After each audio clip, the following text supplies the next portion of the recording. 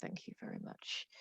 Just in case there's people who can't join us this morning for whatever reason, and I am just going to make you the host so you can share your screen there. Perfect. Cool. Thank you. So thank again. So everyone, you've just heard from me. You've just heard from me talking to you about UCAS. Just to reiterate again, I will put that information in the Teams files so you can get to it again. And I'd just like to welcome Andy and his colleague Priya, who are here from City University of London this morning to talk to us about student finance. Thank you, Andy. Cool. Thanks very much. So I'll just pop my classic Zoom and share this with you. So hopefully you can see that all okay. So good morning, everyone. Fantastic, so many of you here. Having to scroll to a third page on Zoom is pretty impressive. So my name's Andy. I work at City University of London in the student recruitment team there and schools liaison. So my job is normally to come and visit you in person and do some assembly around student finance or something like that. But obviously, a little bit difficult at the minute. I'm also joined by Priya this morning, who also works in the student recruitment team. So how we're going to work it is I'm going to run you through the basics of student finance. I'm going to try and not take any longer than, say, half an hour or so. And Priya is going to be on hand as well. So if you've got any questions, please do type them as we go through. And we'll be happy to answer those either live or Priya in the Q&A as well. And we'll be able to keep an eye on things. So entirely up to you. If you've got anything you want to know, please do ask us as we go through. To give you a bit of an idea of what we're going to cover, we're going to talk about the cost of university itself, so what it costs to actually study at university, and the cost of living at university and how you can cover those, where you can get support from, and the best ways to get support as well. So those things I want to just run through this morning for you, but hopefully by the end of this session, you'll feel a little bit more comfortable. What we normally do is ask everyone who's terrified about student finance or who's really confident, but I think that might be a little bit of a stretch. So hopefully by the end of this, you'll feel all comfortable. But yeah, I say we'll be here for any questions afterwards as well. So the first thing, if you're thinking about student finance, you may come across Student Finance England. So Student Finance England are basically the company that look after student finance for students who are currently based in England. So if you go off to study in Scotland, Wales, Northern Ireland, you would work with Student Finance England to help support you with your studies. Student Finance England can help you with covering your tuition fee costs and your living costs. So both of those two areas, it's this one sort of government company that look after that for you. There are very different amounts of support available, and they tend to depend on your personal circumstances as well. Again, I'll talk through a bit more how that actually works in practice so you can see some examples and see how it works. But these main two areas are the tuition fees and the living costs that are affected. So in terms of different things that we can cover this morning, we have a look at the tuition fee loan, the maintenance loan, which is there to help cover those living costs, scholarships, bursaries, other areas as well, and then any additional types of support as well. Some quite bespoke support packages available to individual students as well. So first of all, tuition fees in the UK are confirmed at a maximum of £9,250 per year. So that's how much it costs to go to university per year of study. They're slightly different in every country of the UK, but that's in England is £9,250. There's some slight variation, but it's around the same figure depending on where you come from, where you go. The tuition fee loan is really easy and simple. That a tuition fee loan covers your tuition cost, and pretty much everyone can receive that, and it's for the full amount. So to go into that a bit more detail, how it works is, if you choose to study at university and you're eligible to be supported by Student Finance England, which the vast majority of students are, anyone, regardless of circumstance, will get a tuition fee loan to cover the entire cost of their study. So how this works in practice is you don't pay a penny towards the university or college that you go to. So you don't have to pay anything at all when you go to university. You don't have to borrow the whole amount if you don't want to. If you want to borrow £9,250, then do it. I mean, I would really encourage you to do so. But if you don't want to, you don't have to. How it works is that the entire cost is covered by that loan. It doesn't depend on household income. So regardless of your personal circumstances, in terms of your tuition fee loan to cover that £9,250, everyone will be able to have it covered. And it goes basically directly to the university or college where you're going to study. So you don't have to do anything. Once you've completed your application, it's nothing to do, nothing to pay for you. It doesn't come anywhere near you at all. It goes straight from Student Finance England to the university where you're studying. So really, it's nice and simple. And there's a little bit there about repayments, but I want to talk about repayments in a bit more detail later on, how those work in practice. So it is repayable. That's worth bearing in mind. I'll show you how those work. But the tuition fee loan, nice and simple. £9,002 per year. Everyone is eligible for that cover. And it's straight from Student Finance England to the university or college where you choose to study. So that was nice and simple. There's one number for everyone, and it's a nice, simple process.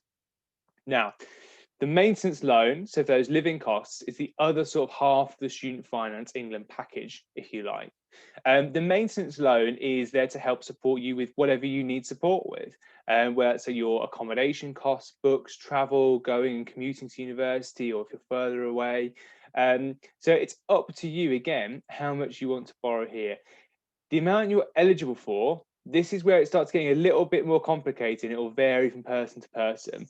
So what I can't do this morning is I can't tell anyone in this room exactly how much money you would get to help towards your living costs. Again, I'll show you a little bit what I mean. But in terms of how the maintenance loan is calculated, it's based on the household income of where you are, but also where you live and where you study. Okay, so again, I'll show you in a bit more detail how that works. But the maintenance loan, one of the difference between the tuition fee loan is this comes straight to you as an individual. It's quite exciting, to be honest, if I remember rightly, that you get a 4-figure sum hit your bank balance all in one go, which never happened to me before when I was 18. It's then a bit depressing when you have to pay your rent straight away. But it's a quite exciting time to be able to choose how you spend that money yourself. Again, it's repayable, but I will talk about repayments a little bit later. So in terms of how the maintenance loan works then, again, everyone will get a different figure. And this is kind of the main factor is based upon where you live when you go to university. So if you stay in your parental home or wherever you're living at the moment, if you stay at the same address that you were at school with and go to university, you can get up to £7,987 per year. If you say went to, let's pick somewhere out of thin air, Bristol, for example, and you moved to Bristol, you'd be eligible for up to 9,488. If you came to study here at City, but you chose to move out of the home you're living in now and into private rented accommodation or university accommodation, you could get up to £12,382 per year. So that's living away from home, but within London to help with those additional costs. Now, you'll see the word up to is there every time. So the amount you're eligible for depends on the household income of where you're living at the moment. So I'm going to show you now, I think the next one's a spreadsheet that looks a little bit terrifying, but I'll go through it in a bit of detail for you. So you'll see here, I've got those 3 categories. So home, so if you stay where you're living at the moment. If you choose to move away from home outside of London, is that 3rd column, that middle one of the numbers. And if you move out of home and stay in London, so again, you move to, I don't know, university halls, say at City or Queen Mary, Royal Holloway, somewhere like that, then you're on that final column on the right-hand side. Now, how Student Finance England calculate how much money you get is all based on the household income of where you live now. So if you're currently in a household where the income is £40,000 per year, and you choose to stay at home and study London, you'd be eligible for £5,969. So you'd fall here. If you chose to leave home, say you went to Bristol, for example, you'd be at £7,450 per year to help towards those living costs. Again, this is the money that comes into your bank account and you can use however you like. There's a maximum number in each category as well. So once you hit £65,000, and you stay at home, you get 3,516. That's the same if it's 65, 75, 95, £905,000 a year if you're doing really well. So that's how it's worked. It's basically on the base of the income where you live at the moment. So it does vary. And again, everyone here will be able to sort of potentially see where you would sit on those scales, but it'll be different for everyone. Extra support I mentioned as well, things like bursaries and scholarships. So these are definitely worth having a look at. If you think about bursaries, they're often linked to, say, personal circumstances, again, like perhaps where you're from, your background. These come in different ways as well. So it might be a tuition fee discount, it might be cash in hand, it might be an accommodation discount. And scholarships are then usually linked to particular academic success, or things like drama, music, sports scholarships perhaps as well. So these are linked to very much individual attributes. These again can be specific to subject areas. So it might be that a certain university offers a scholarship in engineering for everyone with an A star in maths. There might be some money there to help support those students, to reward them for that high level of success. The downside of scholarships and bursaries is that every university does something different. So it can be quite hard to work out exactly what it is that's going to work for you. Because we always get asked, what scholarships can I get? And the first question we have to ask is, we can't tell you exactly without prying into all of your personal circumstances, which would be horrendously inappropriate. So it's best that you do go and have a look. When you apply for student finance, though, there is a box on there that you can tick to share your information with universities. I would absolutely recommend that you do that. Obviously, we don't normally like to promote sharing your information widely as possible. But if you can tell us some information about you, we can contact you and say, we think you're eligible for this scholarship, this bursary, please apply for it, because we're trying to give you some money here. And the good thing about bursary and scholarships is they never have to be paid back. So this is money you get and you get to keep forever, or spend straight away. In terms of if you're thinking about going to do nursing or the allied health professions as well, do be aware of this government grant. So this is brand new for September, starting students. So it's about £5,000 per year for anyone doing allied health professions. That's nursing, midwifery, radiography, speech and language therapy, those types of courses. But then with additional support as well beyond that for certain key course areas. So this is on top of your student loan. And again, this is money that never has to be paid back, up to £8,000 per year. So absolutely go and have a look for this. So I'll send you these slides as well, so you've got that link there that you can click and go and find out more if you're interested in those types of courses. So this is where I want to spend a bit more time talking about repayments, because I think this is the scary bit when it comes to student loans and student finance. And this is the bit that everyone gets terrified of, and the bit that the media get wrong every single time I watch it. It's unbelievably frustrating. So I'm hoping that I'm going to give you cold, hard facts this morning to give you the information you need, and then you can go away and decide if it's the right fit for you. The first thing that happens in terms of student debt is everything you borrow, so tuition fee loan and the maintenance loan, is brought together to make one lump sum. Now, in terms of how you repay that student loan, it's based on your future salary, not on how much you borrowed in the first place. And again, I'll try and make that as clear as I can as we go through.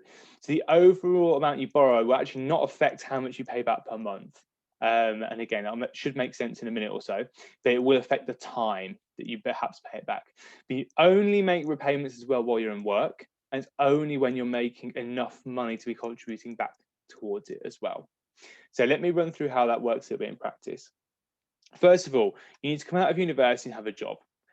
Then you need to be earning over £26,575 per year. And it only starts in the April after your graduation. So there's a little bit of time to allow people to get settled into the world of work. Then you repay 9% of everything over 96575, and everything works like a tax as well. The brilliance of this is it's just like that tuition fee loan. You don't have to do anything. It comes straight out and you don't have to worry about it.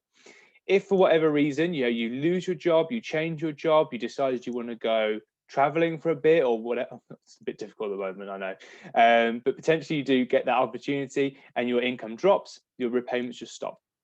And anything outstanding after 30 years will be just cancelled and wiped off, and it will be someone else's problem, but not yours. So in terms of how it works in practice, then here's a generic pay slip for you. So this is not my pay slip, which I get asked about every single time. But this is a generic, I Googled pay slip, and this is what came out. And this is how it works. You basically have your income on this side over here. So on the left as I'm looking at it. And then you have all sorts of amount of money that your employer is going to pay to you. And then a deduction. So this is stuff that comes out again before you even notice it. And I'm sure any teachers watching will be well aware of how all these work. But yeah, so this is the depressing side, we call it. The tax comes out straight away. So your income tax, then your national insurance, then your pension, and your student loan just falls off as well. So it comes out straight away. You don't need to do anything at all. It all works through that one tax system. So in terms of student debt and then paying this back, then let's show you some examples, because I mentioned it doesn't actually matter what you borrow in the first place, and everyone finds that very sort of slightly bizarre and slightly confusing. But if anyone's been watching loads of daytime TV, particularly over the last month, obviously you've been doing homeschooling every day, so you won't have had that on the background. But you might have come across this man here. So it's Martin Lewis. It's the one who your parents might know, but he's called the money saving expert. And Martin Lewis is a really good guy for explaining how this system works. He doesn't work for university and he doesn't work for the government. So there's no vested interest here whatsoever in terms of how he gives his advice. So this was something I saw on Question Time about 3 years ago, and I still think it makes total sense. So as I mentioned, the debt is almost irrelevant to the actual what you pay back. So a student debt of £20,000. So let's say someone went to university, they borrowed 2 years of that tuition fee loan and a little bit of extra and came out with a debt of £20,000. The rest they managed to fund through other ways. They come out of university and they get a job at £36,575. As I've mentioned, you repay 9% of everything over 26,575, so 9% on everything on 10,000. So their annual repayment is £900 towards that overall figure of £20,000. So that's how that works. Student 2 then has a debt of £50,000. This might be probably a bit more common. So that's probably 3 years of tuition fee loan and all the support they could get to help towards their living costs as well, around that £50,000 mark. They come out and get the same job as student number 1, so on £36,575. They repay 9% on everything above 26,575, so 9% on 10,000. So they pay about £900 a year as well. Exactly the same as student 1, despite their debt being more than double, because their repayments are not based on that overall number, they're based purely on salary. And let's take it one step further. In student 3, Boris Johnson becomes the most generous man on earth and gives everyone £1 billion to go and spend over 3 years university, penthouse lifestyle, helicopters to lectures, the lot. But they get the same job as students 1 and 2, 36,575 is their annual salary. They repay 9% of everything above £26,575. So their annual repayment is exactly the same. It's £900 per year. So hopefully that makes a little bit of sense, that you're chipping away at a number, but the number actually doesn't matter as such. It doesn't affect how much you pay back per month. It may affect the time. So as I mentioned, everything's going to be wiped off after 30 years, but if you're never going to get there, it's 30 years, it's going to be acting a bit like a graduate tax, for example, that you've gone to university and you contribute back in a tax system. So in terms of how that looks, to break it down a little bit for you for how things work on salary. So say you came out of university, you get a £30,000 a year job. You're going to pay back per month 25 quid. So it's not a lot, actually, in terms of your monthly outgoings. The average graduate starting salary is slightly below the threshold as well, to again give people that bit of time to sort of start chipping away and getting into the world of work and getting settled before additional outgoings. But yeah, if you're earning up to £40,000 a year, it's £100 a month, which hopefully if you've got that much money coming in, you're not going to miss it as much. So that's the idea behind this system. The amount you've got in the first place is basically totally irrelevant to what you actually pay back. Again, I want to show you just in a little bit more detail, just to make it abundantly clear of how it all works. So in terms of, let's take an example of a student and follow them through, and I'll show you at what point they start making all their repayments. So they graduated in this year, July 2021. So they're straight into the world of work. On the 1st of August 2021, they get their first job. Fantastic. So they've got a new job, straight out of university, happy days, earning £25,000 a year. So that's their current salary when they finish university. So yeah, not a pretty good starting job straight out of university. Let's have a look at their first paycheck then on September 2021. So this is what they get, but their student loan is going to be zero. So that student loan number is not going to show anything. Reasons why? They need to be earning at least £26,575 per year. So they're below that threshold at 25. and you start repaying that loan from the April after graduation. So they graduate in July 2021, they're not going to pay anything back at all until April 2022. So let's go to April 2022 then. Some paychecks later, when you get to April 2022, this is still going to be zero. It's not going to show anything. And the reason why is they're still not earning above that threshold. So even though they're now within the window of starting paying back, they're on a £25,000 salary. So they're not making any contribution towards that number. And they're still earning 25 and they need to be earning 26,575. So let's be 1 year in the job then. They get promoted. Fantastic news. They're really happy about that. They get a really good promotion and they get £36,575, mainly because the maths is quite easy on that. So they do a really good job, get promoted within a year. Now, suddenly, you'll see £75 on that student loan, on those student loan repayments. So the reason you'll see £75 is we're now into the window. So we've gone past April 2022. We're in August 2022. We've got income coming in over £26,575 a year. So we're paying back 9% on everything over that number of £10,000, which is £900 a year, £75 a month. So that's how that works. And one key thing I would mention is that, 29 years later, anything that's outstanding is then wiped off. It doesn't have to how much is actually borrowed in the first place. It doesn't matter. It's all about how you progress in your career and how much you earn, not what you borrow in the first place. And you'll mention, as I went through that entire example, I made a point of not mentioning in this example how much that person would have borrowed in the first place, because ultimately it's irrelevant. Where that person borrowed £1,000, £10,000 or £100,000, none of that would change at all. So hopefully that helps sort of clarify the repayments, how it works. So what I would say, and this is totally personal, but I would say borrow everything you can to help support yourself and not give yourself a really difficult time at university. And then when you're going through your career, you should have the financial support available to you to help support yourself and not have to worry about the overall number, but just that little bit that's trickling out every month. In terms of your interest, I'm not massively, I'll be honest with you. So I put a link here to someone who talks about it in much better detail than I do. Again, it's a really difficult one, a bit like that maintenance loan. To give you an exact figure of what your interest rate is going to be is basically impossible, because the interest rate is, again, all dependent on your salary. So again, it's a little bit more complicated. So in terms of how it works, you do start earning interest on your loan while you're studying. Then as you start earning, it's at this retail price index. So this is a UK measure of inflation. Then when you're in this middle bracket, what they call so it's a middle earning bracket, it's retail price index plus up to 3%. So the top end it's 3% plus the RPI, which I think was about 2.1% last year, so 5.1%. Or it could be anywhere 2.1 to 5.1 on a sliding scale. And once you hit that top figure of 47,835, after that, everything is RPI plus 3%. Again, this is why interest rates are really complicated, because there is no interest rate. It's really variable and changes depending, again, on your salary. The reason I would say I'm not massively interested in interest rate is because I've got a student loan and that number might keep going up.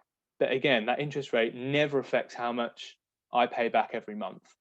All that affects my repayments is how well I'm doing at work, in effect. So I'm not really interested. I couldn't tell you what my interest is on my student loan at all. I've got no idea.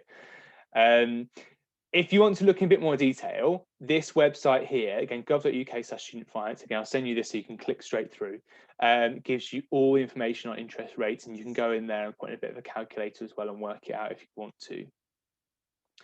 In terms of managing your money then, just this sort of last thing to finish off, some top tips on how to sort of support yourself at university. The first thing I do is, if you're thinking about going to university, is getting some sort of rail card, whether that's within London using a student travel card, or whether that's if you go further afield, getting the 16 to 25 rail card.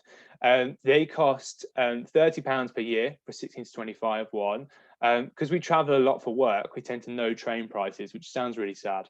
But say you went up to Newcastle, a return to Newcastle costs 90 quid. So the Good thing about a rail card though is it saves you a third off everything. So that 90 quid becomes 60, which is £30. Rail cards pay for itself in one trip. So that then the rest of the year you get a third off every single journey you make. So really, really good. Things like NUS cards, the National Union of Students as well. Again, a really good way to get discounts in different shops. I'd say also never be afraid to ask. It always feels a little bit awkward, but when you go to a shop, just ask if they do student discount. It might be 10%, it might be 20%, but it adds up over time. If you're thinking about taking a car to university, you're going to go travel a bit further away. Sometimes there's charges for parking. If you're particularly living in residential areas, there can be parking charges. What I always say to people as well is if you're going to take the car to university, you're going to be the person with the car at university. You're going to be spending a lot of time in Sainsbury's car park and not really enjoying yourself. So that's one thing I would say. They're quite expensive things to run and look after. It's potentially going to make your life more difficult than it is easy. Again, up to individuals, but not something I would do. My flatmate did have a car and she spent a lot of her time doing that. Good things to do are creating budgets and trying to stick into them. One tip was to use 2 bank accounts, have your student loan come into one and then make yourself transfer the money over and give yourself a bit of a budget to work to if that works for you. And putting away some money for that first start of university as well. So in that first few weeks, you've got a little bit of saving behind you to help support you and make sure you feel relaxed rather than having to worry about that as well as adjusting to a new lifestyle. In terms of what students actually spend their money on then, so this is to give you a bit of flavour of what it costs to be university. So this is roughly every month. And this was from what NatWest did in 2019 and shows you roughly what students are spending money on. So supermarkets, absolutely the most expensive thing they do. And then you get then a bit of a flavour of what it's like per month. NatWest do this survey every single year. And what I've done then is just compared the prices to 2020. And you can see that the vast majority of areas where students spending money has gone down. So actually student life is getting a little bit cheaper.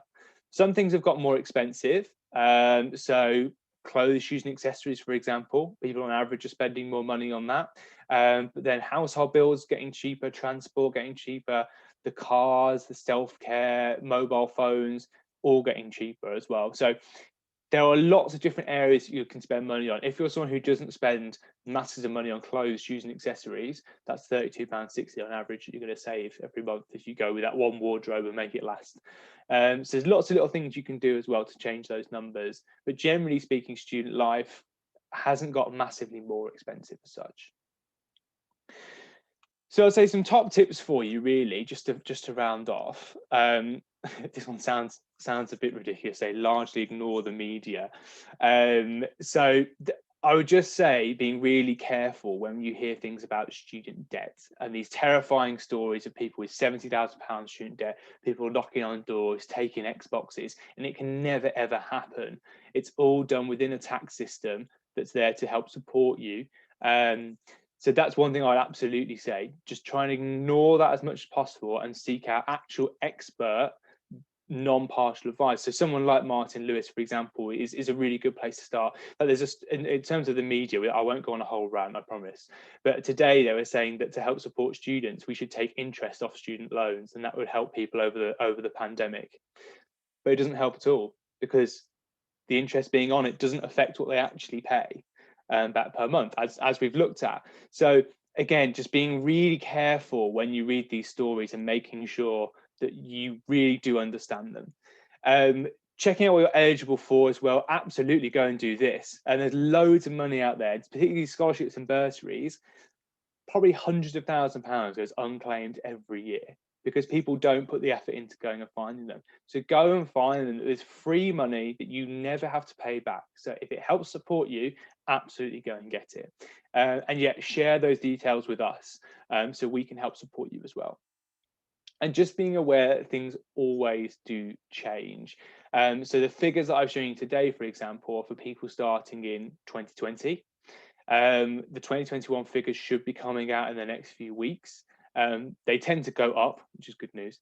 So to help support your living costs, they tend to rise slightly with inflation. But things do change. Universities don't normally get massive say in that. and we have to very much respond as well and work with that. So we do our best to help do things like this, where we get to talk to you directly about what it costs to come and study with us, but just being aware that things do change. And just to leave you with this one then, in terms of useful places to go, useful information, you can go to the gov.uk website. That gives you kind of all the cold hard facts, if you like. Student Finance England are all based on the student room as well. They've got a whole big space there with lots of information resources. And if you want to find out more about what we do at City, there's a link there for you as well. So I'll leave those up. I hope that was helpful. So if you want to take a screenshot or a photo or anything, hope that's helped answer questions rather than spark more. But if you do have any questions, more than happy to help out. I've seen a few flashing, so yeah, if you've got any questions, more than happy to answer those. Thanks so much, Andy. We really appreciate it. That's made it really clear, and I think certainly taking the pressure off in terms of the stuff around paying back is really important at the minute. Obviously, this year more than any, people are concerned and worried about money and stuff, so it really helps. If you have any questions, you can pop them in the chat now, please. Andy can see those questions and he can respond to them. If there is anything that you would like to ask Andy, if you would like to you can pop your hand up and you can ask if you prefer to, or you can type in the chat and Andy will read out the question and answer it for everyone. So if we just hold on for another 5 minutes, please, folks, make sure that we can get all our questions answered. Yeah, I've got a couple come in here. Do you want me to just go through them while we wait for the other ones to come in? Yes, please. Yeah, so the first one was about paying maintenance loan for people staying at home. So in terms of that maintenance support, if you're staying at home, it's a loan that comes to you as an individual to help support you. You don't have to take that loan if you don't want to. It's entirely up to you. I think that's one of the key things, actually, that this support package is there for you if you want it, but not necessarily something you need to take if you don't want to. There was something here around changes to tuition fees as well. So I'm just making sure I read this one so I make sure I answer it. Okay, cool. So it's a bit of a question around changes to student fees and particular circumstances at the minute as well. So I'll do my best. I'll do my best to answer that one for you. So to give a bit of context, there was a review of student finance and student funding that Theresa May, do you remember her? That was seems a while ago now. Back when Brexit was our biggest concern. We had a review of student finance, student funding then. One of the proposals of that was to reduce the student fee. So that hit the news and that was quite a big story at the time. Nothing really ever came of that. So it's been very much sat on the in tray at the Department for Education for the last sort of 2 years or so. There was a response to that from the government last week or the week before. They basically said, we're looking at it. So we don't have any concrete news at the minute in terms of changes to fees. In terms of changes at the moment, there aren't any plans for government to make any changes to student funding at the minute.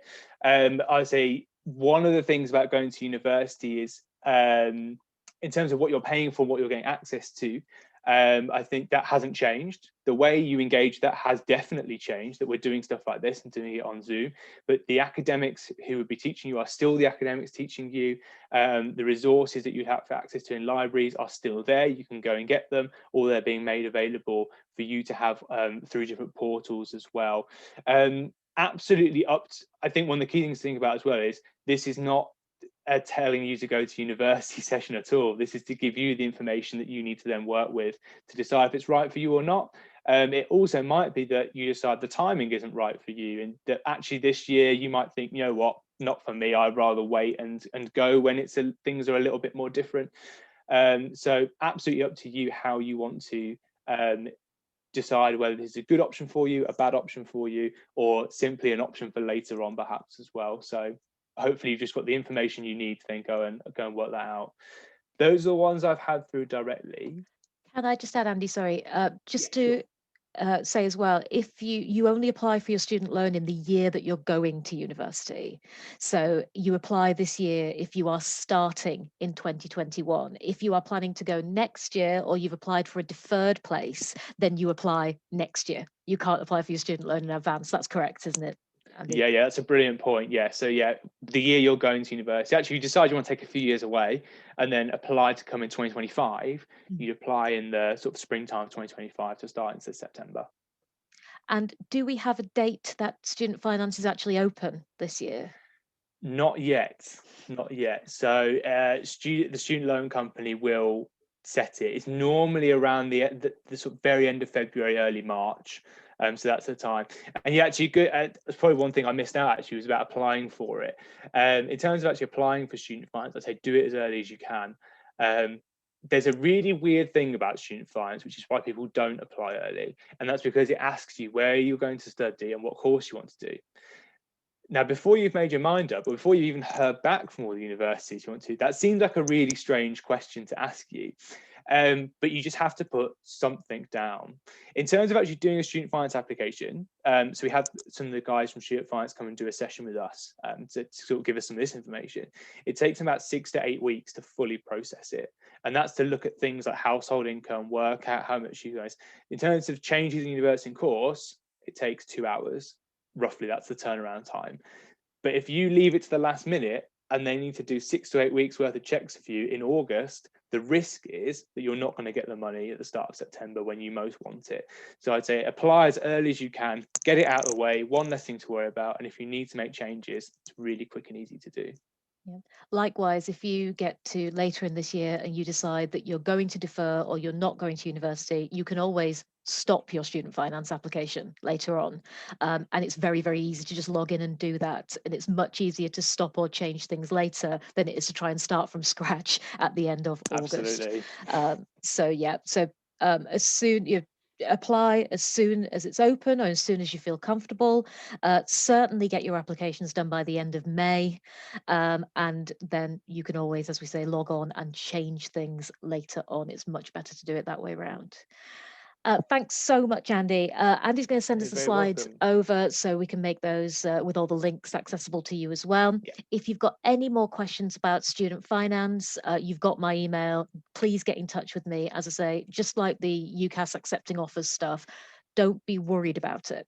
Same thing. I know that a lot of the time, actually, it's not you folks, it's actually your parents who have a little bit of anxiety around student finance and student loans. I'm going to be doing some stuff to send home in the next couple of weeks as well to clear up some stuff around student finance. But if they are asking you questions and you don't know the answer, or you'd rather me answer, then please do put them on to me, and we can sort that out. Thanks very much for your attention and your time this morning, Year 13. I will see you next week. If I don't chat to you before, drop me a line if you need any help. And otherwise, see your tutors later today for your tutor meetings. Thank you very much, folks. Cool. Thanks, everyone.